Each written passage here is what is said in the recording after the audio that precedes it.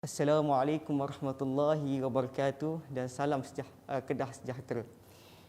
Terlebih dahulu, mari kita mulakan majlis kita ini dengan bacaan Ummul Kitab Al-Fatihah. Auzubillahi minasyaitanir rajim.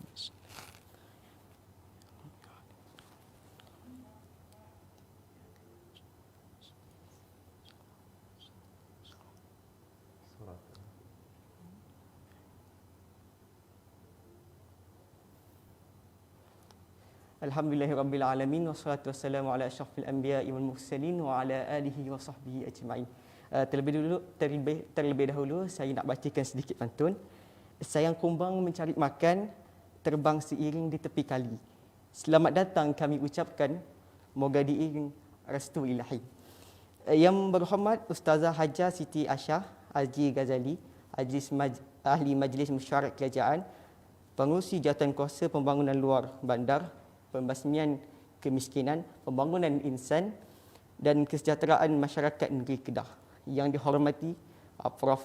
Madya Dr. Aminur Rashid bin Yatiban, Pengarah Institut Kecemerlangan Pengajian Baitul Maqdis, Ghazali Syafi'i Graduate School of Government, SOG, Universiti Utara Malaysia.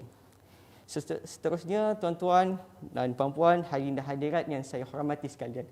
Yang ketiga ini mungkin berada di Zoom, yang ketiga ini mungkin berada di Google Meet, ataupun yang ketiga ini sedang melihat rancangan pada petang ini di live Facebook.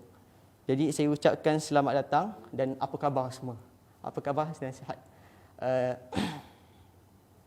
Hadirin dan hadirat yang dihormati sekalian, kita punya tajuk pada petang ini adalah Teguh Kedah Sejahtera, Julang Keluarga Malaysia. Jadi tajuk pada petang ini sangat-sangat menarik dan akan dikupaskan oleh Dr. Aminur Rashid Yatiban. Seperti mana yang saya sebutkan tadi mengenai jawatan dia tadi, dan sebenarnya kita nak tengok apakah yang dimaksudkan dengan Kedah Sejahtera dan keluarga Malaysia tu. Kalau kita faham perkataan keluarga tu ada ayah, ada mak, ada adik, ada kakak, tapi bila sebut pasal keluarga Malaysia, mesti keluarga itu adalah keluarga yang besar. Okey. InsyaAllah pada hari ini kita akan mengupas akan tajuk ini yang akan dibentangkan oleh Dr. Aminur Rashid bin Yatiban. Dan saya nak bawakan pada petang ini kita akan melalui 3 sesi. Sesi pertama adalah sesi saya sebagai moderator akan mengajukan soalan kepada Dr. Aminur Rashid bin Yatiban. Dan sesi kedua, kita akan menjawab persoalan daripada para penonton. Jadi sekiranya para penonton mempunyai persoalan yang nak ditanya, maka bolehlah tinggalkan soalan anda di ruangan komen. Dan sesi yang ketiga adalah sesi yang terakhir, kita akan menjemput Dr. Amin untuk memberikan sedikit kupasan mengenai tajuk yang kita bincangkan pada hari ini. Sebelum tu, suka saya untuk membacakan sedikit tentang biodata beliau. So, jadinya latar belakang pendidikan beliau, Dr. Aminur Rashid mengambil Bachelor Degree Perundangan Islam Jaid di Universiti Al-Azhar Mesir. Kemudian beliau menyambung pelajaran beliau di Master Literature with Distinction University of Aberdeen dan di United Kingdom, dan seterusnya PhD Islamic Jerusalem Studies University of Aberdeen, United Kingdom. Dan sekarang beliau adalah pengarah di Institute of Excellence for Islamic Jerusalem Studies at Universiti Utara Malaysia. Dan beliau juga bergiat aktif menyertai seminar dan conference yang berada di peringkat nasional ataupun di peringkat antarabangsa. Jadi tanpa membuang masa, sukalah saya untuk mengajukan soalan pertama kepada Dr. Aminur Rashid bin Yatiban. Sebelum tu, Doktor, okey? Okey, insya-Allah. Alhamdulillah. Okey, insya-Allah. So, kita ajukan soalan pertama lah, Doktor. Kita sedar bahawa negara ini mempunyai sebuah keunikan dengan pelbagai bangsa dan budaya yang mendiami tanah air ini. Baru-baru ini, Yang Amat Berhormat Datuk Seri Ismail Sabri Yaakob ada membawa konsep keluarga Malaysia. Jadi, pada pandangan Dr. Amin, apa maksud konsep keluarga Malaysia ini? Dan adakah ia seiring dengan hasrat Kedah Sejahtera? Jadi, dipersilakan, Doktor. Okey. Bismillahirrahmanirrahim. Assalamualaikum warahmatullahi wabarakatuh. Terima kasih diucapkan kepada saudara Hazlami selaku moderator pada petang yang berbahagia ini. Alhamdulillahirabbil alamin wassalatu wassalamu ala asyrafil anbiya'i wal mursalin wa ala alihi wassahbihi ajma'in, amma ba'd. Terima kasih kepada saudara moderator. Terima kasih diucapkan kepada yang berhormat Datuk Hajah Siti Aisyah Ghazali selaku pengerusi jawatan kuasa pembangunan luar bandar, pembasmian kemiskinan dan pembangunan insan, serta kesejahteraan masyarakat negeri Kedah, serta seluruh pasukannya yang bersama-sama pada hari ini. Tuan-tuan guru, ustaz-ustaz, ustazah-ustazah, tuan-tuan haji, puan-puan hajah, tuan-tuan, puan-puan, hadirin dan hadirat yang bersama-sama hari ini bercuti Hari Malaysia dengan semangat meraihkan, menyambut Hari Malaysia.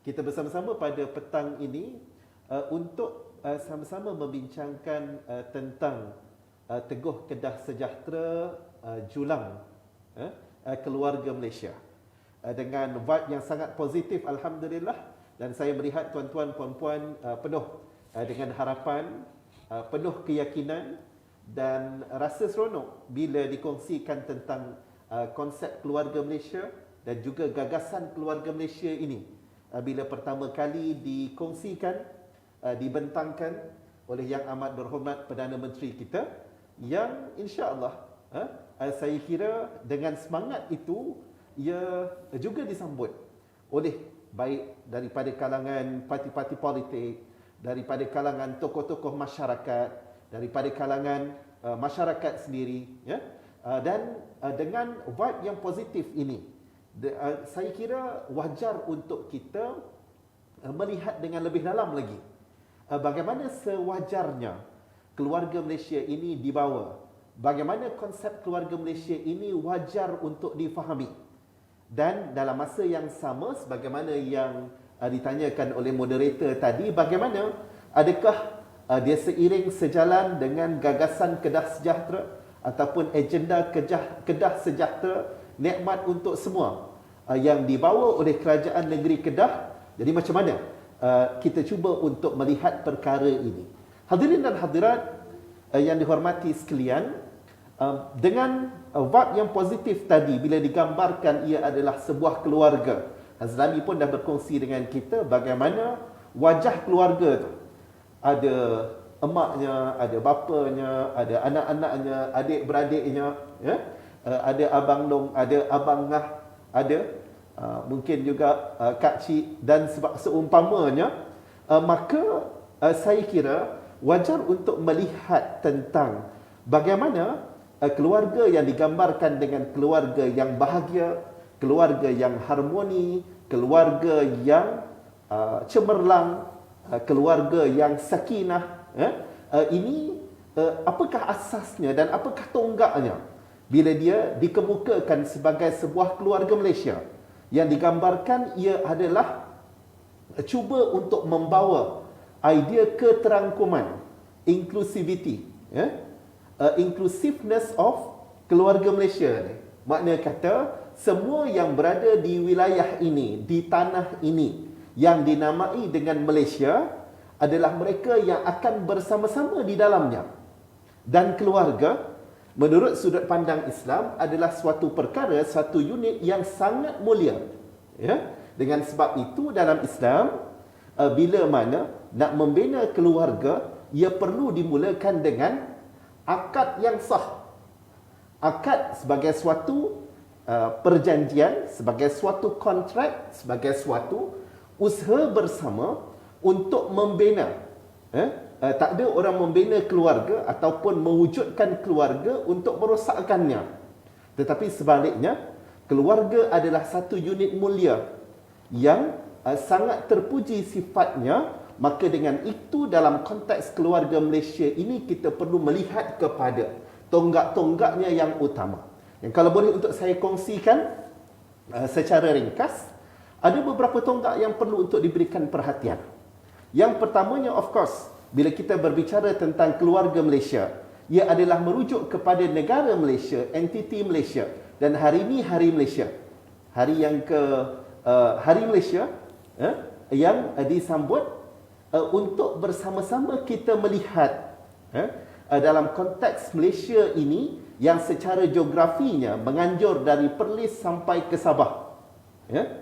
Sebagai satu wilayah yang di sana ada pelbagai bangsa, pelbagai agama, pelbagai lapisan, pelbagai latar, yang semua ini alhamdulillah telah diikat bersama di bawah satu perlembagaan yang sama.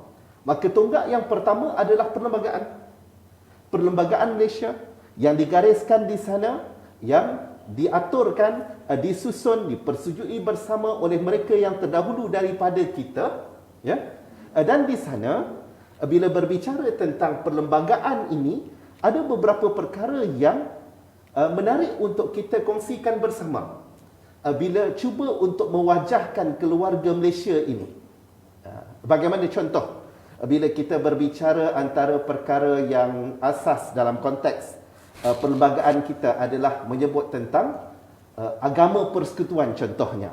Begitu juga dengan bahasa kebangsaan. Agama persekutuan disebut dalam perkara 3. Begitu juga dengan bahasa kebangsaan. Ini saya bagi contoh beberapa perkara yang dikongsikan ataupun diutarakan dalam perlembagaan bukan hari ini, bukan selepas wujudnya keluarga Malaysia, tetapi sebelum daripada ini. Dan bear in mind bahawa keluarga Malaysia bukan sifatnya untuk merombak perkara-perkara asas, perkara-perkara tonggak yang telah dipersetujui bersama. Yang juga dirujuk, kalau lebih awal daripada itu, sebelum daripada saat kemerdekaan, dengan diwujudkan apa yang dinyatakan sebagai social contract. Social contract antara mereka yang dirujuk sebagai peribumi ataupun mereka yang dianggap sebagai kelompok yang asal berada di wilayah ini, dan juga mereka yang berhijrah daripada ke tanah ini, yang bersama-sama mewujudkan sebuah persetujuan bersama. Dan di sana ada give and take yang dipersetujui bersama dan menyediakan beberapa asas-asas yang dinyatakan secara tegas sebagai dasar yang dilihat sangat penting untuk difahami. Maka kalau wilayah ini dalam konteks perlembagaan, wilayah ini disebut oleh bekas Ketua Hakim Negara, contohnya Tun Ahmad Fairuz. Tun Ahmad Fairuz pernah menyatakan bagaimana law of the land dalam konteks Malaysia ini adalah Islam. Dan ini yang dizahirkan. Dizahirkan dalam perlembagaan bila disebut bahawa Islam adalah agama persekutuan. Agama persekutuan yang memberikan penegasan bahawa Islam itu adalah agama. Ini dihuraikan oleh Tun Fairuz, yang berbahagia Tun Fairuz bila diutarakan dan menjelaskan apa yang dimaksudkan dengan agama persekutuan yang berkenaan. Ia adalah Islam is the law of the land. Yang dalam konteks ini ia memberikan kefahaman mudah kepada kita bahawa agama bagi wilayah ini, bagi Malaysia ini adalah Islam. Yang sekaligus daripada itu mungkin timbul persoalan, dah keluarga Malaysia ini bagaimana pula? Wajarkah ada agamanya ataupun bagaimana? Sebab setengah melihat bahawa bila disebut keluarga Malaysia ini sepatutnya cuba dijauhkan daripada unsur-unsur agama. Dalam hal ini, saya kira wajar untuk dipertegaskan. Dengan sebab keluarga Malaysia ini bukan sifatnya merombak perlembagaan yang ada, tetapi sebaliknya mengukuh, sebaliknya mengangkat, sebaliknya memuliakan dan mewajahkan perlembagaan dengan suasana dan ciri-ciri yang ada pada hari ini. Maka saya akan menyatakan bahawa keluarga Malaysia boleh saja mengangkat agamanya sebagai Islam. Dengan kefahaman bahawa di sana, bila kita sebut bahawa Islam adalah agama persekutuan, ia diikuti dengan clause yang menyebut bahawa agama-agama lain dibenarkan untuk diamalkan Maka dalam konteks ini adalah wajah keharmonian. Bagaimana? Yes, Islam adalah agama bagi wilayah ini, bagi Malaysia ini. Namun begitu, agama-agama lain dibenarkan dan diraikan untuk diamalkan mengikut peruntukan-peruntukan yang dibenarkan kepada kelompok-kelompok dalam masyarakat Malaysia ini. Sehubungan itu, ia memberikan suatu penjelasan bahawa ini the wisdom, saya menyatakan ia sebagai wisdom daripada kalangan tokoh-tokoh yang terdahulu yang merangka perlembagaan ini, menjelaskan betapa Islam itu bukanlah yang sering digambarkan bila Islam itu adalah solatnya, bila Islam itu adalah puasanya, bila Islam itu adalah zakatnya. Tetapi Islam itu adalah sebagai suatu sistem kehidupan. Sebagai suatu sistem kehidupan yang ini, kalau tuan-tuan hadirin dan hadirat yang dikasihi sekalian, meninjau sejenak another tonggak dalam membincangkan tentang keluarga Malaysia ini adalah tentang keluarga Malaysia ni of course akan ada budayanya. Lalu kalau kita tengok balik kepada dasar kebudayaan kebangsaan, ia menjelaskan bagaimana keluarga Malaysia ini wajar membawa budaya yang bagaimana. Ada 3 prinsip yang digariskan. Dasar kebudayaan kebangsaan 1971 ya. Ada 3 prinsip yang digariskan. Prinsip yang pertama menyebut tentang budaya ini terasnya perlu dirujuk kepada budaya kelompok asal.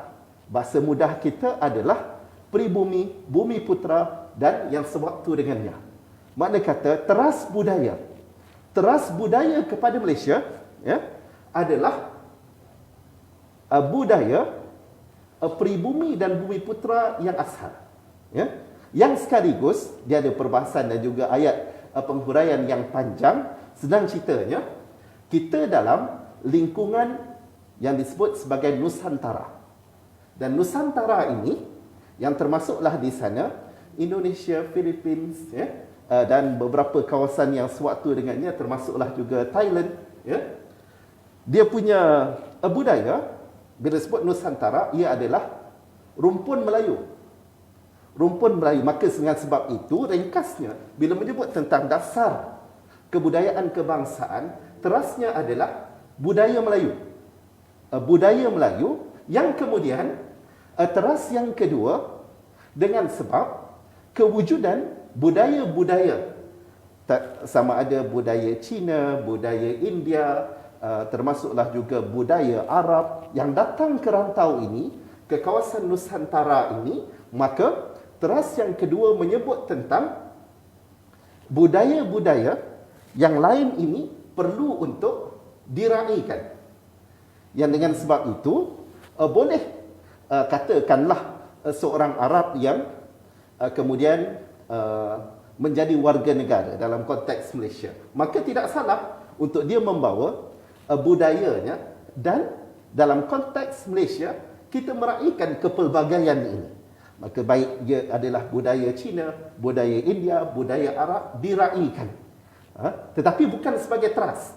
Terasnya adalah budaya Melayu tadi. Dan prinsip yang ketiga, bila menyebut tentang dasar kebudayaan kebangsaan, adalah Islam juga menjadi teras kepada pembentukan budaya ini. Yang sekaligus daripada itu, ia memberikan suatu gambaran yang sebenarnya bila disebut tentang dasar ataupun tonggak perkara yang disebut di dalam perlembagaan, ia sangat mendukung sifat dan ciri keluarga Malaysia yang sepatutnya diangkat, yang sepatutnya dipromosikan. Okay? Dan again, dalam susun atur keluarga ini, kita juga ada tonggak yang seterusnya, itu rukun negara. Di sana menyebut tentang kepercayaan kepada Tuhan, kesetiaan kepada raja dan negara dan seterusnya. Rukun negara yang digariskan itu, ia menjelaskan juga betapa peranan agama yang memandu kita dalam konteks rakyat Malaysia. Baik kita datang daripada latar yang bagaimana sekalipun, semua itu menggambarkan kepada kita bagaimana keluarga Malaysia ini tonggaknya perlu jelas. Sebab ia sekali lagi sebagaimana saya nyatakan tadi, sifatnya bersama dengan perlembagaan bukanlah suatu usaha untuk merombak apa yang telah ada di dalam perlembagaan, sebab ada juga suara-suara yang menyatakan bahawa kami ini contohnya ada suara-suara unfortunately suara ini datang daripada mereka yang ada latar undang-undang menyatakan bahawa dengan sebab kami bukan Muslim maka kami tak perlu untuk patuh kepada sultan, kepada raja dan seumpamanya. Dengan sebab katanya sultan ataupun raja itu fungsinya adalah dalam konteks fungsi agama. Maka ini perlu untuk dijelaskan supaya keluarga Malaysia bukannya sebagai satu escapism kepada mereka yang cuba untuk merombak ataupun tak setuju dengan apa-apa yang telah ditetapkan dalam konteks perlembagaan negara, yang saya sebutkan beberapa perkara tadi, banyak lagi yang sepatutnya perkara ini disuburkan, yang kalau boleh untuk diringkaskan, keluarga Malaysia ini wajar untuk diangkat sebagai suatu gagasan murni yang mewajahkan perlembagaan negara yang ada, malah menterjemahkan ia dengan wajah dan acuan yang semasa. Maknanya di sana mungkin telah ada perubahan dalam konteks, mungkin kalau dulu ada 3 etnik yang utama, mungkin sekarang dah ada pertambahan dari sudut etnisitinya. Mungkin di sana telah ada beberapa perubahan yang tertentu, maka cuba untuk disesuaikan sahaja dan bukan berlaku rombakan-rombakan yang tidak sewajarnya. Dalam masa yang sama, bila berbicara tentang bagaimana pula dengan Kedah Sejahtera, inline ke ataupun sebaliknya, ataupun bercanggah, ataupun di sana ada different direction. Maka dalam konteks ini saya sempat untuk melihat kepada beberapa perkara yang digariskan oleh Kerajaan Negeri Kedah bila mengupas tentang ataupun menggariskan teras-teras penting dalam konteks Kedah Sejahtera. Maka yang saya boleh untuk kongsikan contohnya, disebut tentang al-adalah, keadilan, teras keadilan. Kemudian teras al-ma'iyah, kebersamaan. Kemudian teras keharmonian, al-wi'am. Yang semua ini saya kira sangat-sangat sinonim dengan apa yang digagaskan dalam keluarga Malaysia. Mana keluarga Malaysia, dia bukanlah suatu formula. Kita pun bila sebut keluarga kan tadi, ada ketua keluarga, ada ahli keluarga, ada yang mungkin jadi ibu, ada yang mungkin jadi bapa, ada yang mungkin jadi abang sulung, ada yang mungkin jadi adik bongsu dan seumpamanya. Itu adalah suatu susunan yang harmoni, yang memang tak semua boleh jadi ketua keluarga. Semua tak boleh untuk menuntut jadi bapa, contoh. Ataupun semua tak nak jadi bapa, semua nak jadi mak, tak boleh juga. Maka datangkanlah pendekatan yang adil. Adil bagaimana? Masing-masing ada tanggungjawab dan ada peranan yang perlu untuk diusahakan dan dilaksanakan. Dan masing-masing diletakkan pada tempat yang sewajarnya. Okey? Maknanya di sana konsep keluarga, dia tidak semestinya semua satu jawatan. Dan ia mungkin perlu kepada pembahagian tugasan. Ia perlu kepada peranan-peranan yang berbeza yang dapat untuk menghasilkan sebuah keluarga yang penuh kasih sayang, penuh toleransi, lalu menghasilkan keadilan dalam konteks keluarga yang berkenaan. Okey? Dan dalam masa yang sama, contohnya tadi al-ma'iyah, kebersamaan. Kebersamaan dalam konteks kolektif. Be kolektif. Makna kata, kalau sekarang ini keutamaan kita adalah untuk memerangi pandemik. Regardless kita adik bongsu ke, kita abang sulung ke, kita bapa ke, bapa mertua ke, ataupun seumpamanya, kita kena sama-sama. Kita kena sama-sama berhadapan dengan cabaran-cabaran yang ada di hadapan kita secara bersama. Maknanya, keluarga, kita tidak akan mengambil sikap, contohnya Abang Long cuba untuk sailang adik bongsu. Ataupun bapa cuba untuk exclude anaknya, mana-mana anak lah. Walaupun kadang-kadang mungkin ada anak-anak yang degil kan, daripada urusan keluarga. Maka di sini keadilan itu penting, kebersamaan itu penting, dan yang ketiga yang saya kongsikan tadi, trust dalam konteks Kedah Sejahtera ini adalah keharmonian. Maknanya di sana, regardless dengan latar yang berbeza, maka kita perlu untuk sentiasa menjaga keharmonian hubungan. Macam mana kita nak jadi keluarga Malaysia yang bahagia kalau di sana tiada baik sangka daripada kalangan ahli keluarga. Kalau di sana asyik nak bermasam muka. Kalau di sana malah ke peringkat kadang-kadang termakan untuk menanam kesumat dendam wal'ayazubillah. Maka saya kira bila dibicarakan tentang keluarga Malaysia dan Kedah Sejahtera, ia saling menyokong dan memperkuatkan, dan sewajarnya Kedah Sejahtera menjadi sebahagian daripada yang akan menggerakkan agenda keluarga Malaysia, insya-Allah. InsyaAllah, terima kasih di atas penerangan doktor tadi berkenaan dengan soalan pertama saya. InsyaAllah yang berada di Facebook ketika ini bolehlah like, comment and share. Dan saya menganjurkan untuk para penonton semua bolehlah type note sikit kan dekat ruang komen tu daripada poin-poin yang dikeluarkan oleh Dr. Abdul Rashid tadi. Jadi insya-Allah kita tahu keluarga ni diikat tadi seperti mana yang doktor cakap, diikat melalui akad, dan akad tadi adalah pergobalan undang-undang yang dah ditemeterai. Jadi sama-samalah kita bergerak ke arah mewujudkan keluarga tadi, keluarga Malaysia. Dan seterusnya kalau ditanya adakah keluarga Malaysia tu selari tidak dengan Kedah Sejahtera, jawapannya ialah mengikut kepada 3 perkara yang disebutkan oleh Dr. Amin. InsyaAllah seterusnya saya pergi kepada soalan yang kedua, Doktor. Soalan berbunyi begini. Tatkala mana masyarakat khususnya rakyat Kedah sedang berusaha keras untuk keluar daripada keresahan pandemik ini, ketika itulah ramai rakyat Malaysia sedang menghadapi kekangan ekonomi, dan kesannya hari ini kita melihat ramai di kalangan kita yang terpaksa diberhentikan kerja, dan banyak perniagaan terpaksa diberhentikan operasi. Ini jelas akan membantukan hasrat negeri Kedah untuk menjadi sebuah negeri maju. Jadi doktor, apakah konsep keluarga Malaysia tadi ini dapat menyelamatkan masalah ekonomi di negeri Kedah ini? Okey, terima kasih Hazlami. Rabbana iftah bainana wa baina qaumina bil haqq wa anta khairul fatihin. Hadirin dan hadirat sidang pendengar, sidang penonton yang dihormati sekalian, menarik untuk berbicara tentang kita khususnya dalam konteks negeri Kedah. Malah sebenarnya bukan negeri Kedah sahaja, negeri-negeri lain pun, negara Malaysia, bukan setakat negara Malaysia, tetapi negara-negara lain pun, malah dunia berhadapan dengan cabaran ini.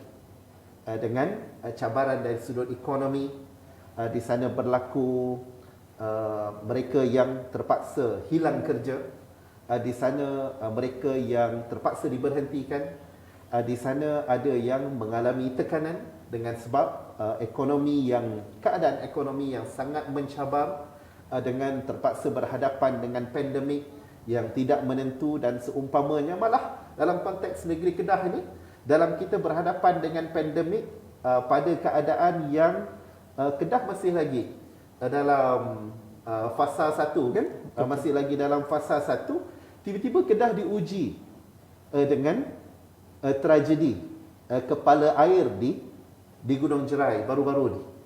Maknanya kalau disebut bahawa ujian demi ujian, cabaran demi cabaran yang terpaksa untuk dihadapi, ya, maka dalam konteks ini, hadirin dan hadirat yang dihormati sekalian, sekali lagi bila dihadirkan pandemik, bila dihadirkan ujian oleh Allah Subhanahu wa taala, maka bagi kita yang bersama-sama dalam keluarga Malaysia, bagi kita terutamanya daripada kalangan mereka yang mempunyai akidah, bagi orang-orang yang beriman, maka kita diajar tentang beberapa perkara. Dan sebenarnya kita tengok sendiri, ya, perkembangan-perkembangan yang berlaku di hadapan kita itu, dia bukan setakat ada satu ataupun dua hikmah, tetapi sangat banyak hikmah yang kita belajar daripada apa yang dihadirkan oleh Allah Subhanahu wa taala dengan ujian-ujian yang pelbagai itu, termasuklah ujian dari sudut ekonomi, ya. It's not easy untuk hilang kerja. Tidak mudah untuk kita kehilangan punca pendapatan. Tidak mudah untuk kita berhadapan dengan suasana yang suram dari sudut perniagaan. Tidak mudah.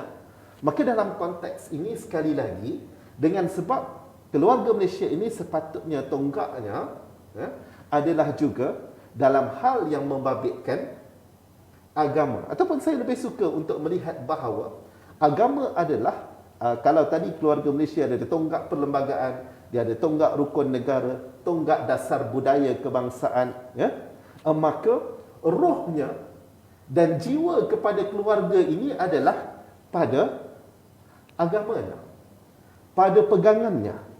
Maka dengan sebab itu, dalam kita berhadapan dengan keadaan sukar ini, dan this is not the first time dunia berhadapan dengan keadaan yang sukar ini, walaupun ialah the weightage ataupun faktor yang kita lihat dari sudut ujian-ujian yang dihadapi ini mungkin tidak sama, tetapi kita diajar dalam apa jua keadaan, maka kita, contohnya, bila kita berhadapan dengan musibah, apa yang diajarkan kepada kita adalah untuk menyebut inna lillah wa inna ilaihi raji'un. Itu apa? Itu adalah suatu penegasan betapa dalam apa jua keadaan, sukar bagaimana sekalipun, maka kita masih ada Allah sebagai tempat kembali. Yang saya cuba untuk mudahkan adalah, yang pertama, berhadapan dengan ujian, berhadapan dengan keadaan yang sukar ini, maka kita perlu untuk membina generasi yang ada kesabaran. Be patient. Patience is not an option. Kesabaran bukan satu pilihan, tetapi satu kemestian. Untuk kita berhadapan dengan saat sukar, kesabaran adalah suatu perkara yang sangat-sangat penting. Yang dengan itu, hadirin dan hadirat yang dihormati sekalian, bila sebut sabar, sebahagian akan melihat bahawa itu adalah pasrah, menyerah. Tidak.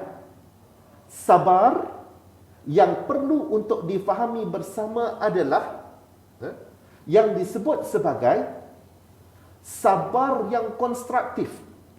Ya? Sabar yang konstruktif dalam konteks kita, of course, dia adalah keadaan sukar, maka kita perlu untuk menahan diri kita. Kita cuba untuk mengawal diri kita. Kita cuba untuk membantu orang yang lain. Dan bersama-sama bersabar dan menjiwai kesabaran ini. Yang dengan itu, sahabat yang dikasihi sekalian, kita melihat, saya ambil contoh, ya, yang live di hadapan kita, bila berlaku bencana, tragedi, ujian Allah Subhanahu wa taala di Gunung Jerai baru-baru ini.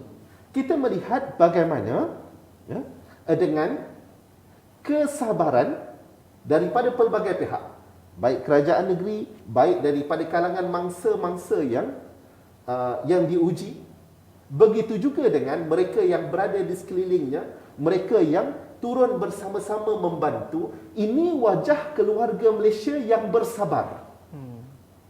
Kita melihat bukan agenda keluh kesah, bukan agenda salah menyalahkan. Sebaliknya, ini adalah ujian. Adalah satu dua suara-suara yang, yalah, ini pun wujud dalam konteks bila kita berhadapan dengan manusia dengan latar yang pelbagai. Maka instead of bincangkan tentang macam mana kita nak bantu saudara kita, Macam mana kita nak selamatkan saudara kita? Macam mana kita nak cuba untuk minimize the damage, ya? Macam mana kita cuba untuk minimumkan kerosakan, ya? Dan juga akibat daripada tragedi yang berkenaan. Adalah satu dua suara yang cuba untuk spin berita, bawa gambar, balak tersadai dan sebagainya dengan pelbagai. Ini tak apalah. Ini juga ujian. But then the majority, saya boleh nyatakan bahawa insya-Allah sebahagian besar daripada tuan-tuan hadirin dan hadirat yang dikasihi sekalian adalah bersama-sama dengan mereka yang mengumpul kesabaran dan cuba untuk be proaktif. Ini yang saya sebut sebagai produktif punya sabar ni. Produktif dan juga konstruktif punya sabar. Maknanya di sana ujian datang. Dan kalau kita seorang, kita tak mungkin boleh overcome the problem. Tetapi dengan kesungguhan daripada baik mereka yang diuji, baik kerajaan yang berhadapan dengan ujian yang berkenaan, baik mereka yang walaupun mereka tidak diuji, tetapi ujiannya adalah ujian untuk bersama-sama menyalurkan bantuan. Dan terbukti keluarga Malaysia, alhamdulillah, datang bantuan. Baik daripada kerajaan pusat, baik daripada kerajaan negeri. Saya menyebut beberapa kerajaan negeri memberikan sumbangan langsung.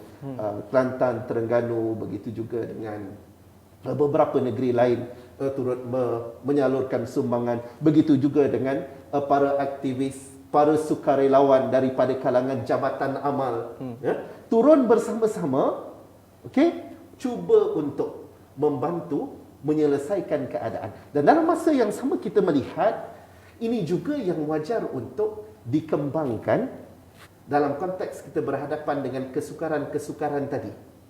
Dan sesungguhnya Allah Subhanahu Wa Taala sangat adil dan penyayang kepada hamba-hambanya.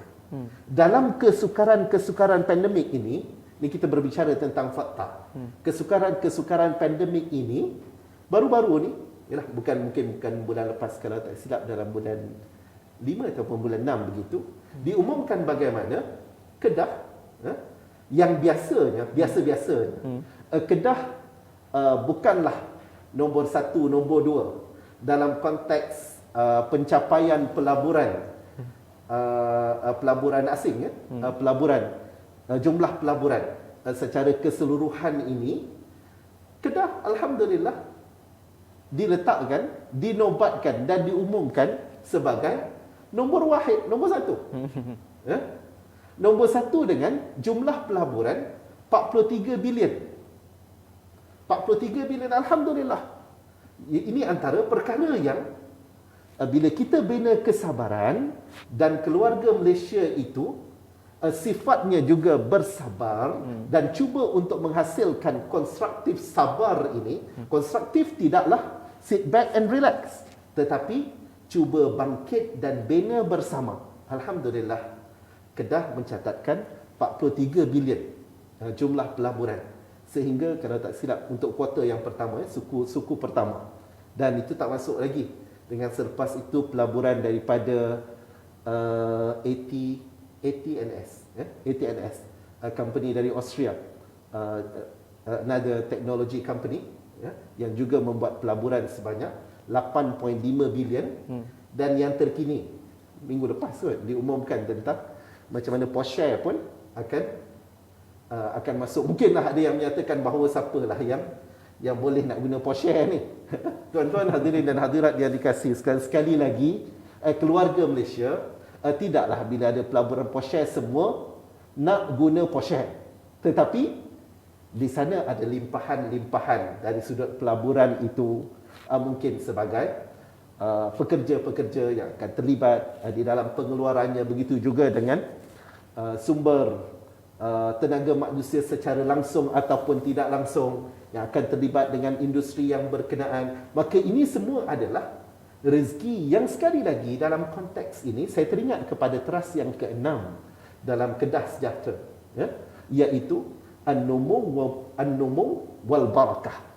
Maknanya bila sebut Kedah Sejahtera, nikmat untuk semua itu di sana akan berlaku an-numu, pembangunan pertumbuhan, ya, yang dapat disaksikan tadi dengan jumlah pelaburan, begitu juga dengan beberapa kemasukan-kemasukan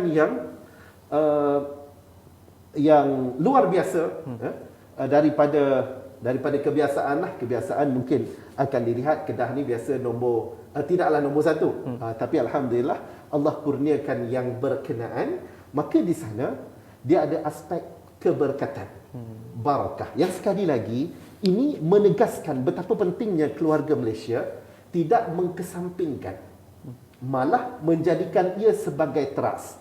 Keluarga Malaysia akan berjaya kalau roh agamanya dibina dan dimantapkan. Dia bukan setakat boleh untuk maju, tetapi ia juga akan menjadi sangat resilient, ya? Sangat kukuh, ampuh, teguh. Berhadapan dengan ujian, berhadapan dengan cabaran, dia tidak akan sesekali surrender, give up. Dia tidak akan sesekali meletakkan agenda utama untuk cari salah orang, tetapi sebaliknya, okey, kita berhadapan dengan masalah ini. Let us sit together. Jom kita duduk bersama-sama cari penyelesaian. Macam mana jalan yang terbaik untuk berhadapan dengan keadaan yang sukar. Dan bear in mind, tuan-tuan hadirin dan hadirat yang dikasihi sekalian, ujian daripada Allah Subhanahu Wa Taala bukan setakat datang kepada kita yang ada pada hari ini, tapi juga insan yang mulia, Rasul yang mulia, Baginda sallallahu alaihi wasallam. Ujian-ujian dihadapi oleh baginda bukan satu dan bukan dua, tetapi sepanjang kehidupan baginda. Para nabi, para rasul yang terdahulu, mereka insan mulia, ya. Tapi Allah hadirkan ujian dan mengangkat kemuliaan mereka di sisi Allah dan di sisi manusia juga. Percayalah, dengan kesabaran kita, sekali lagi, bukannya pasrah, bukannya give up, bukan surrender, bukan mengalah, tetapi kita cuba untuk adapt, dengan cabaran yang ada di hadapan kita, cuba untuk menanganinya, cuba untuk handle cabaran-cabaran ini, dan kita kumpulkan kekuatan yang ada daripada kalangan, kalau di Kedah, rakyat Kedah lah, dalam konteks keluarga Malaysia yang lebih luas, seluruh rakyat Malaysia, kita cuba mencadangkan, kita cuba untuk kemukakan. Mudah-mudahan bukan setakat solusi terbaik yang kita dapat usahakan, tetapi iringan rahmat dan kasih sayang kepada Allah, kepada keluarga Malaysia ini juga dapat untuk dianugerahkan oleh Allah yang Maha Esa. Okey, terima kasih di atas penerangan yang saya kira cukup baik daripada doktor berkenaan dengan ekonomi tadi. Dan kalau kita lihat, ekonomi yang baik bukan sekadar satu kumpulan tu kaya raya dan satu kumpulan tu miskin, tapi kita boleh untuk mengimbangkan kedua-duanya. Jadi seterusnya saya saya pergi kepada soalan mungkin yang ketiga sebelum kita beralih untuk membacakan soalan-soalan daripada penonton. Jadi saya majukan soalan yang ketiga lah daripada saya. Jadi kita sedia maklum mengenai suhu politik yang ada naik turunnya dan kesannya boleh menjejaskan hasrat negeri untuk mewujudkan Kedah sejahtera. Akan tetapi baru-baru ini kita menyaksikan bahawa kerajaan mengadakan memorandum persefahaman MOU, transformasi dan kestabilan politik bersama pembangkang dalam menepani krisis pandemik ini. Maka adakah ini dilihat wajar sedangkan kita sedia maklum bahawa kedudukan politik hanya memanfaatkan sebahagian orang politik sahaja, bukan kepada kesejahteraan rakyat Kedah? Terima kasih Hazlami. Rabbana iftah bainana wa baina qaumina bil haqq wa anta khairul fatihin.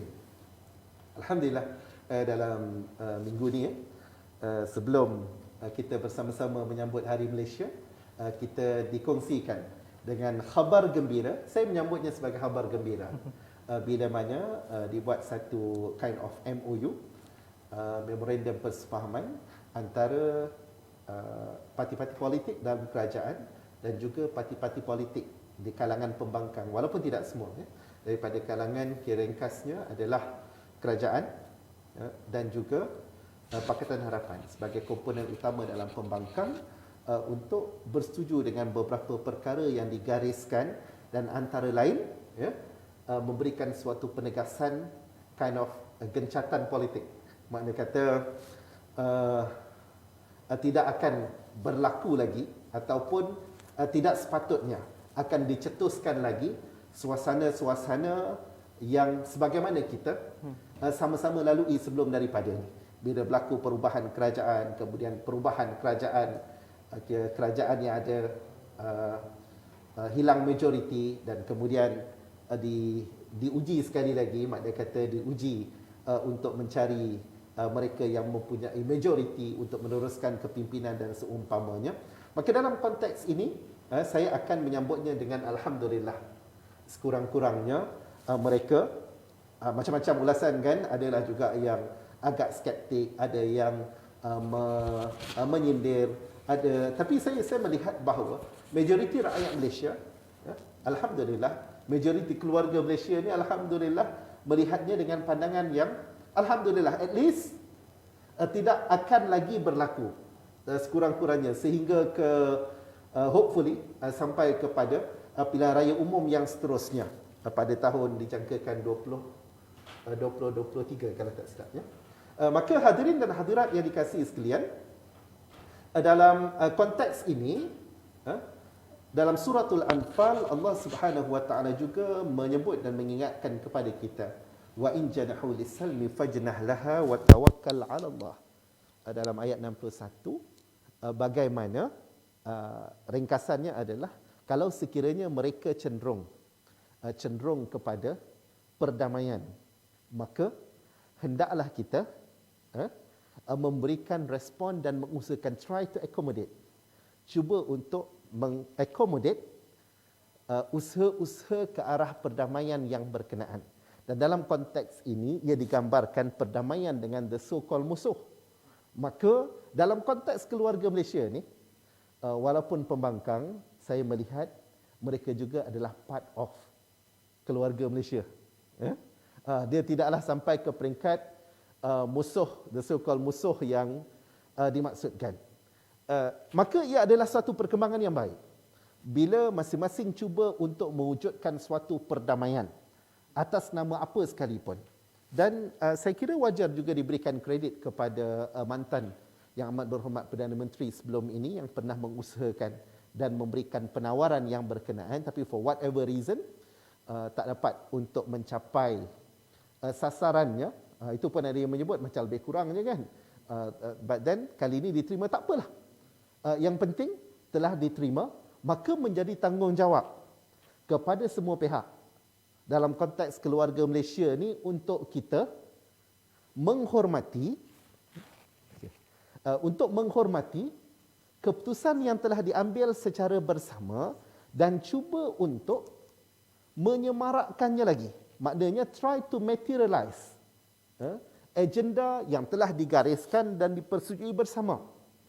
Termasuklah dalam hal yang membabitkan institution reform, termasuklah dalam hal membabitkan mengangkat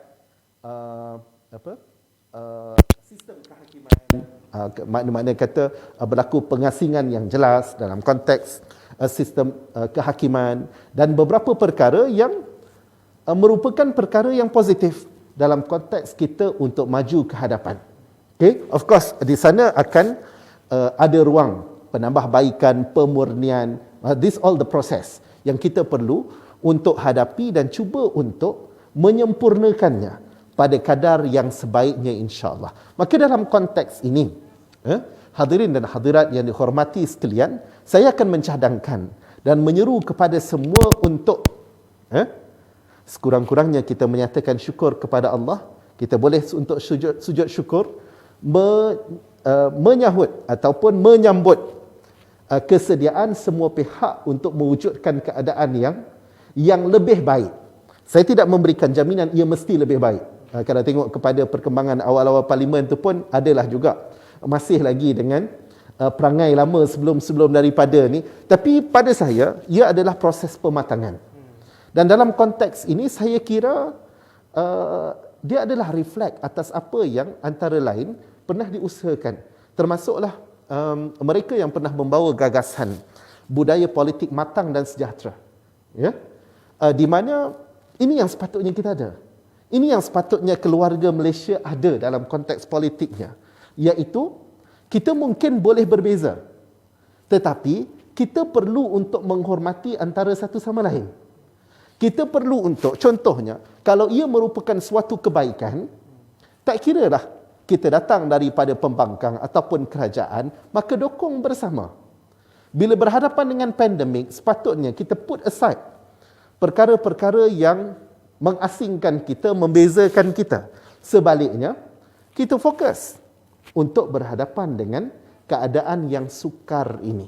Maka sekurang-kurangnya, saya nyatakan tadi, telah ada permulaan yang baik untuk mewujudkan kerajaan yang lebih stabil, politik yang lebih stabil, ya, yang of course ia perlu juga diiringi dengan komitmen yang bersungguh-sungguh, dan dalam konteks keluarga Malaysia saya akan turut memberikan penekanan, jangan lupa pergantungan kita kepada Allah Subhanahu wa taala. Allah yang membolak-balikkan, maka sama-sama kita jadikan. Ini bagi mereka yang akan terus berdoa dan terus berdoa, kita adalah mereka yang akan berdoa agar Allah, ya muqallibal qulub, tsabbit qulubana ala dinika wa ala ta'atik.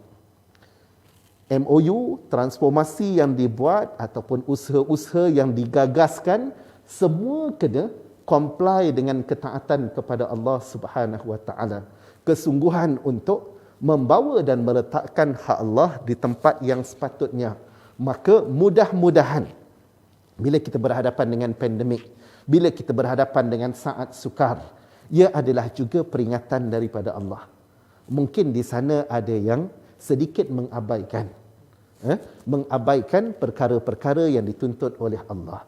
Mungkin di sana ada berlaku perlakuan-perlakuan yang dimurkai oleh Allah. Sikap kita bukan nak mencari siapakah punca, siapakah pesalah, siapakah yang perlu untuk dihukum. Tetapi, sama-sama kita mengambil pengajaran dan cuba untuk menjadikan kita mereka yang dekat dengan Allah, yang sekaligus daripada itu, segala agenda yang cuba untuk dibawa. Kalau nawaitunya benar, caranya benar, doanya benar kepada Allah, insya-Allah ia akan berakhir dengan kemuliaan dan tiadalah yang lebih indah bagi keluarga Malaysia melainkan kemuliaan pada sudut pandang manusia dan redha di sisi Allah yang Maha Esa. Baik, terima kasih di atas penerangannya sekali lagi. Saya kira menarik penerangannya. Boleh tak kita pergi kepada soalan daripada para penonton? So, saya bacakan yang pertama. Langkawi dibuka semula kepada pelancong dalam pakej gelembung pelancongan.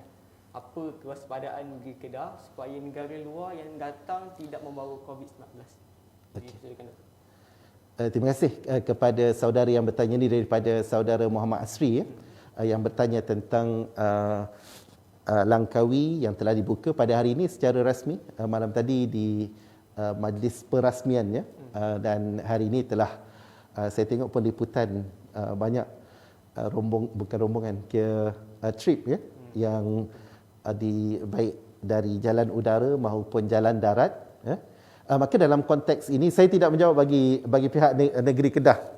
Itu insya-Allah kerajaan negeri Kedah boleh respon kepada soalan ini. Cuma saya melihat beberapa perkara yang telah dilakukan, antara lain walaupun ada jugalah komen yang diberikan dengan sebab agak last minute dimaklumkan tentang perlu untuk ambil swab test ya, sebelum daripada masuk ke Langkawi ini, baik daripada jalan udara maupun daripada jalan darat.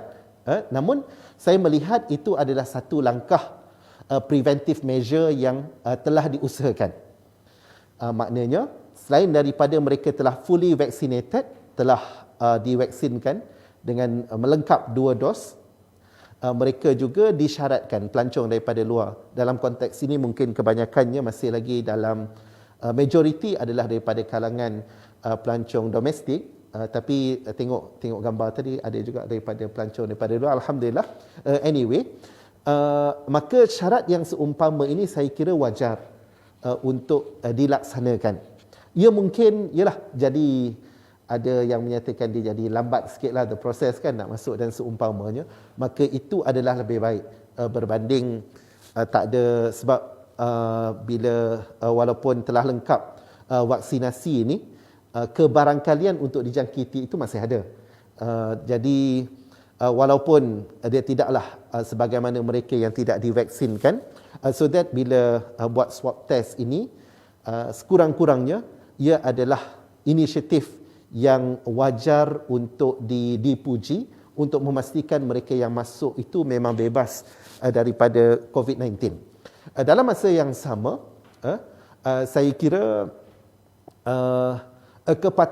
pematuhan SOP ini juga perlu untuk dipastikan. Dalam konteks baik mungkin juga pengendali urusan pelancongan, begitu juga dengan kedai-kedai, restoran-restoran. Maka pematuhan SOP ia juga adalah sebahagian daripada tanggungjawab kita bersama. Makna kata di sana mungkin ada daripada kalangan, kadang-kadang kecuaian ini boleh datang daripada the host. Contohnya pemilik kedai, pemilik restoran. Dengan kadang-kadang ada yang melihat bahawa bila dia bertegas, contohnya mesti fully vaccinated, dah lengkap vaksinasi, boleh menyebabkan orang tak masuk kedai dia. Bear in mind, yang menghadirkan rezeki itu adalah Allah Subhanahu Wa Taala. Jadi pematuhan SOP ini adalah antara usaha kita yang juga in line dengan keperluan dalam konteks agama. Begitu juga dengan daripada kalangan pelancong, kadang-kadang kecuaian ini hadir daripada pelancong-pelancong itu sendiri. Maka keluarga Malaysia yang bertanggungjawab, kita jadilah mereka yang sentiasa vigilant, sentiasa berwaspada, sentiasa berhati-hati. Contohnya kalau ada mereka yang katakanlah tak pakai mask, tegur, bukan marah, tegur. Sampaikan teguran, katakanlah daripada kalangan pekedai-pekedai yang pekedai pula tak pakai mask. Maka ini contoh mudahlah. Maka kena ada suasana saling tegur menegur. Dan ini pada saya adalah tanggungjawab dalam konteks kita kita mengambil peranan sebagai frontliners. Semua kena sentiasa berusaha memastikan baik pelancong, baik pekedai, baik orang tempatan, mana-mana pihak sekalipun, hatta kadang-kadang mungkin kadang-kadang termasuklah ada, ni mungkin saja, mungkin ada daripada kalangan pemimpin, tokoh masyarakat yang mungkin ada kecuaian dari sudut pematuhan SOP, tegur. Yang mudah-mudahan ini boleh untuk mewujudkan suasana yang aman dan mudah-mudahan tidak berlaku jangkitan-jangkitan yang tidak sepatutnya dalam konteks dilangkaui sebagai, ini adalah pilot project yang dinyatakan oleh Menteri Pelancongan sendiri bahawa kalau katakan berlaku di sana breach dari sudut SOP, pematuhan SOP, ada yang cuba untuk, yalah macam-macam, keluarga yang besar ni pun, yalah kadang-kadang ada juga yang degil-degil kan, so that kadang-kadang ada yang melakukan tindakan-tindakan yang tidak sepatutnya sehingga membawa kepada perebakan jangkitan dan seumpamanya, maka kerajaan akan mengambil tindakan yang tegas. So kita kena work together. Kerajaan memainkan peranan dalam konteks penguatkuasaan dari sudut preventive measure, beberapa langkah pencegahan yang dijalankan, dan sebagai rakyat, sebagai pelancong, sebagai pekedai, kita bersyukur Langkawi jadi gelembung travel yang pertama. Dan mudah-mudahan pilot project ni boleh membuka ruang kepada industri pelancongan untuk recover, walaupun bukan dalam masa yang terdekat, tetapi insya-Allah bila Langkawi berjaya, insya-Allah tempat-tempat lain juga akan mula dibuka, dan kita pun ni rakyat jelata macam saya ni kan, boleh juga untuk mula travel keluar daripada rumah masing-masing, dikala mungkin sebahagian besar daripada kita berasa yalah tension masing-masing kan duduk dalam rumah kan. So mudah-mudahan boleh lepas daripada ni, kita pun dengan kerjasama daripada semua boleh untuk memanfaatkan dan sama-sama membantu memajukan sektor pelancongan dalam negara, insya-Allah. InsyaAllah. Jadi kewaspadaan tadi tu bukan tergantung kepada pihak pengurusan yang di atas sana, tapi juga kewaspadaan juga datang daripada kita sebagai nak bentuk keluarga tadi. Okay, InsyaAllah saya terus kepada soalan yang seterusnya adalah apakah peranan yang boleh dimainkan oleh warga Kedah ke arah pembentukan keluarga Malaysia? Okey. Terima kasih kepada saudari puan yang bertanya. Puan Habsyah Bakar ya. Kak Syah kot ni. Ya. Okey. So that soalan yang bagus, apa yang boleh dimainkan oleh warga Kedah ni, sekali lagi ahli keluarga Malaysia yang sangat committed, sangat prihatin. Kita akan cuba untuk memastikan bila berhadapan dengan pandemik ini, keutamaan negara, keutamaan negeri memang adalah untuk menangani pandemik. Okay, dalam konteks kalau kita rujuk kepada trust dalam Kedah Sejahtera, ia adalah trust as-salamah. Keselamatan, keamanan, ya. Maka ini dalam konteks negeri Kedah, saya melihat ini perlu untuk diberikan keutamaan. Apatah lagi bila dimaklumkan perkembangan, saya sebut awal tadi kan, bahawa Kedah masih lagi dalam fasa pertama, mudah-mudahan soon akan masuk kepada fasa yang kedua. Maka antara perkara yang diberikan penekanan dalam penilaian, dia banyak perkara, tapi antara perkara yang diberikan penekanan adalah soal vaccination rate, ya, iaitu kadar vaksinasi. Dan setakat hari semalam 15 hari bulan, saya melihat bahawa pencapaian di negeri Kedah adalah masih boleh untuk dipertingkatkan lagi.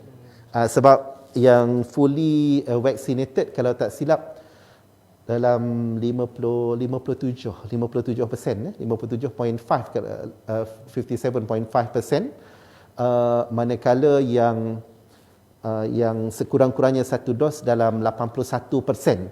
Jadi dalam konteks ini, saya akan menyeru kepada tuan-tuan hadirin dan hadirat untuk kita sama-sama membantu meningkatkan.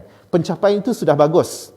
Mana kata 81% daripada kalangan dewasa, ni dewasa, dewasa di negeri Kedah telah sekurang-kurangnya dapat satu dos. Tetapi belum full lagi lah. So bacaan mudahnya, kalau 81% tu boleh mencapai 81% untuk yang fully vaccinated ini, insya-Allah kita berada dalam track yang betul. Maknanya kata dengan pencapaian dan juga direction yang betul. Tapi ada baki lagi. Yang ni mungkinlah kita kena juga untuk menyeru dan juga mengusahakan. Di sana ada beberapa kaedah yang dijalankan, terutamanya dalam contohnya untuk outreach, beberapa program outreach untuk vaccination ini wajar untuk dikenal pasti, dan kita kena menjadi warga yang memberikan kerjasama kepada Kementerian Kesihatan, terutamanya contohnya lah kalau ada di kawasan-kawasan tertentu ataupun kelompok yang tertentu, termasuklah daripada kalangan warga asing yang belum lagi divaksinkan, maka kita wajar memainkan peranan menjadi mata dan telinga kepada kerajaan negeri, kepada kerajaan persekutuan untuk memberikan maklumat-maklumat yang berkenaan, maka boleh untuk diusahakan. Sebab program outreach boleh diusahakan oleh NGO, oleh persatuan, oleh komuniti tertentu, dengan kerjasama daripada, of course lah, daripada KKM, untuk reach kepada mereka yang belum lagi divaksinkan ini, yang mudah-mudahan kita boleh untuk mencapai tahap sebagaimana sebelum ni. Di Lembah Kelang pun peratusnya adalah rendah. Kalau kita berbicara tentang sebulan ataupun 2 bulan lepas, masih lagi dalam lingkungan 50%. Tapi sekarang ni di Lembah Kelang adalah 114%. Maknanya lebih. Ada yang menyatakan itu daripada negeri-negeri lain yang menyumbang. Tak apalah, tak menjadi masalah. Kalau semua over 100% pun, itu adalah gambaran yang kita boleh untuk meletakkan tahap keselamatan yang maksimum daripada kalangan rakyat, dan dalam masa yang sama kita juga perlu untuk bersama-sama. Kedah ada kekuatan-kekuatan yang tersendiri.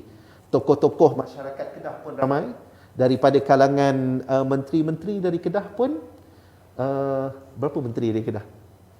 Dah ada at least beberapa menteri ya, dari Kedah, menteri timbalan menteri dari negeri Kedah yang boleh untuk juga memainkan peranan di peringkat persekutuan dengan lebih efektif, dan dalam masa yang sama Kedah juga tidak kurang para pemikir-pemikirnya yang boleh untuk berkongsi apa yang boleh untuk diusahakan. Contohnya termasuklah untuk kita kemukakan what's the best for keluarga Malaysia. Apa yang boleh untuk kita cadangkan kepada keluarga Malaysia dari sudut program-programnya, bagaimana keluarga Malaysia boleh untuk diadunkan pelaksanaannya dalam konteks negeri Kedah. So, bila kita dalam satu keluarga, everybody boleh memainkan peranan yang terbaik, insya-Allah.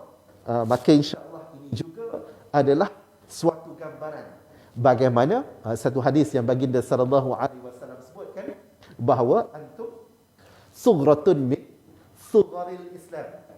Maknanya kita ni adalah kamu, kata Nabi sallallahu alaihi wasallam, adalah satu penjuru daripada penjuru-penjuru Islam. Kita adalah satu penjuru daripada keluarga Malaysia yang mulia ini.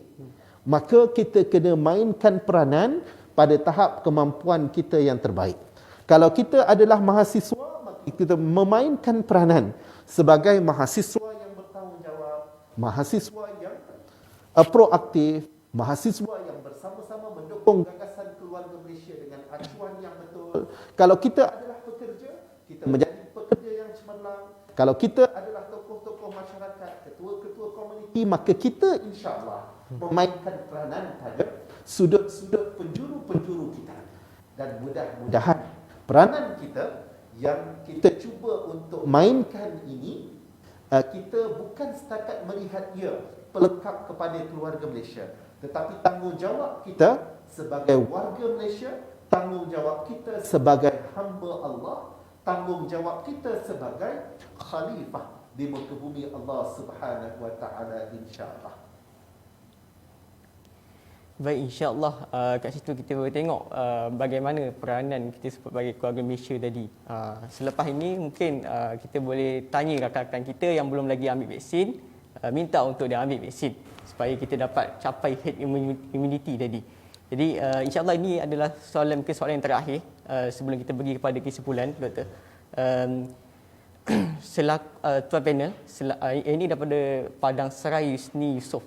Dia bertanya, Tuan panel, selaku yang arif dalam kemasyarakatan, apa lagi program yang boleh dianjurkan dalam agenda pembangunan identiti masyarakat? Terima kasih. Terima kasih kepada saudara Yusni Yusof ya. Soalan yang sangat baik. Apa lagi yang kita boleh usahakan dalam konteks masyarakat?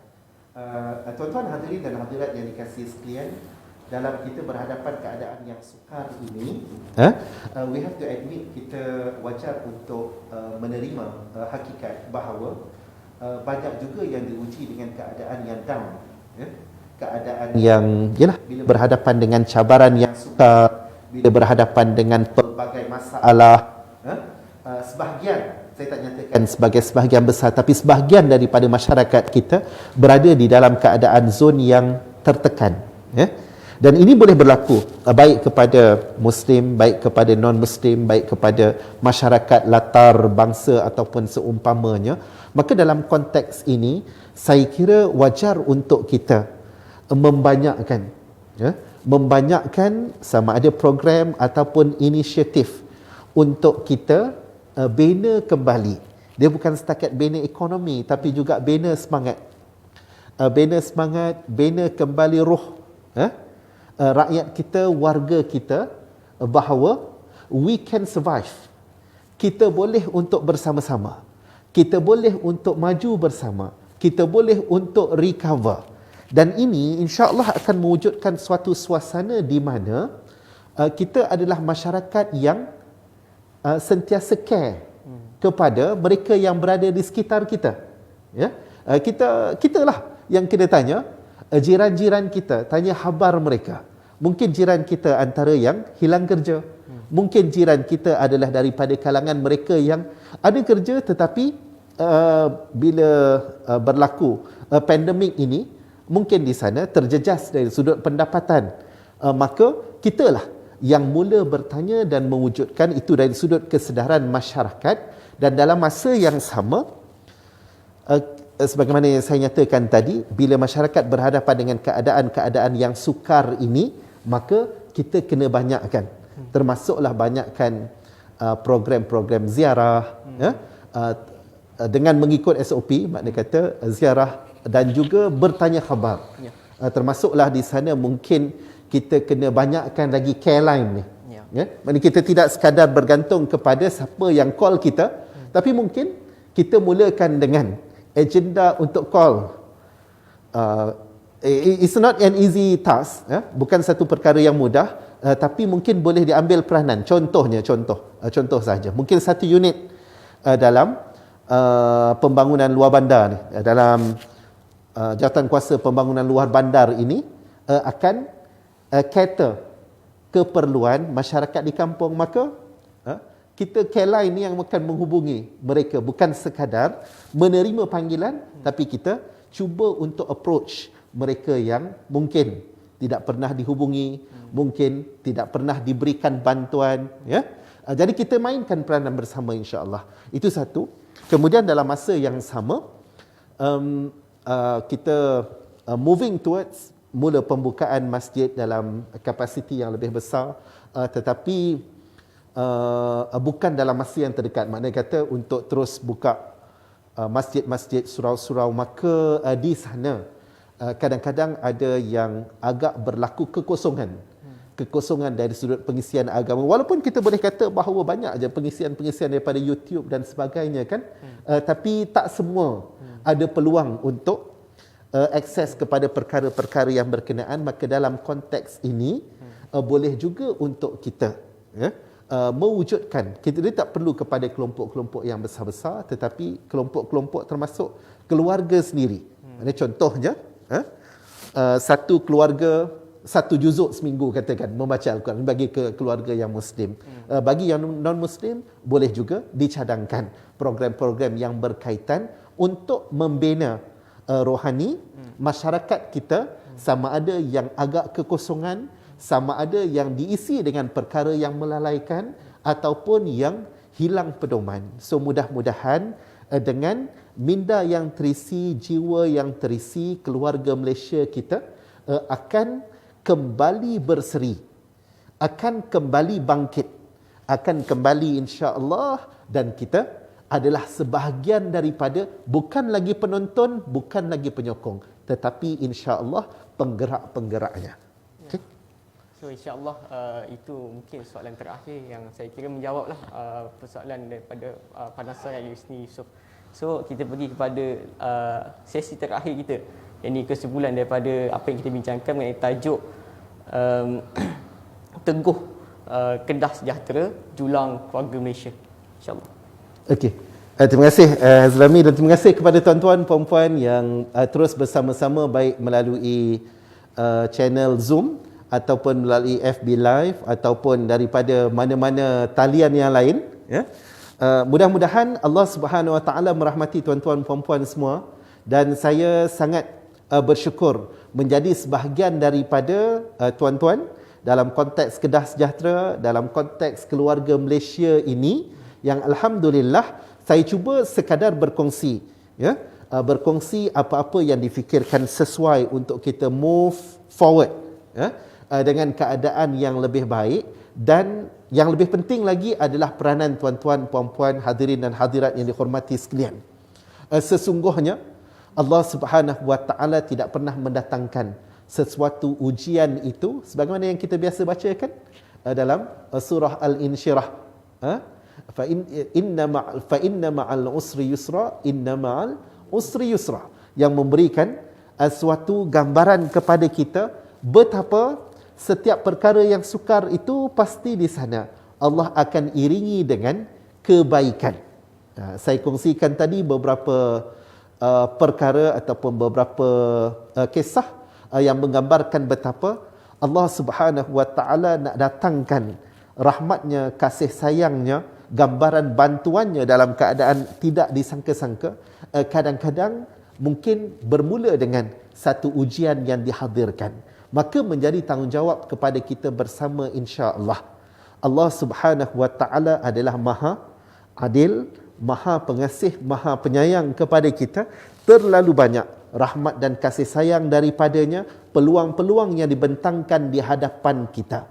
Maka jadilah kita, insya-Allah, salah satu daripada unit-unit dalam keluarga Malaysia yang akan bersama-sama membawa gagasan Kedah Sejahtera. Seawal tadi saya nyatakan bahawa Kedah Sejahtera inline, malah support apa yang ada dalam gagasan keluarga Malaysia. Maka alangkah indahnya kalau kita bersama-sama mengukuhkan lagi, mendalamkan lagi dan cuba untuk membawa gagasan Kedah Sejahtera ini, bukan setakat Kedah Sejahtera, tetapi Kedah Sejahtera nikmat untuk semua, sebagai antara tonggak yang akan mendukung gagasan keluarga Malaysia. Maknanya kita bukan setakat cuba untuk meletakkan sasaran Kedah ini sejahtera, Kedah ini mulia, Kedah ini cemerlang, tetapi juga insya-Allah kalau kita diberikan peluang untuk